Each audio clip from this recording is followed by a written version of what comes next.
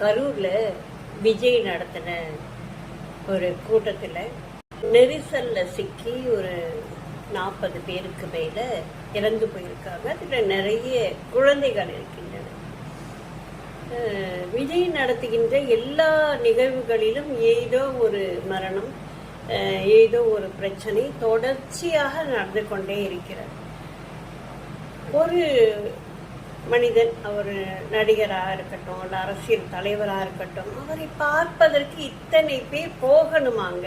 அதுவும் கை குழந்தைங்களை தூக்கிக்கிட்டு, வயசானவங்க, கர்ப்பிணி பெண்கள் எல்லாரும் ஒரு இடத்துல போய் கூடும்போது அங்கே அசம்பாவிதங்கள் நடக்கும் அப்படிங்கிறது தெரியாதா?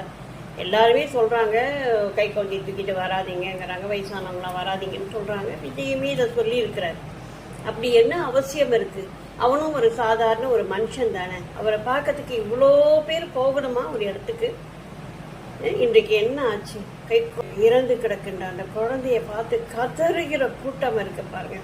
இந்த பார்க்கும்போது நமக்கு எவ்வளோ அப்படியே மனசெல்லாம் பெசையுதுங்க.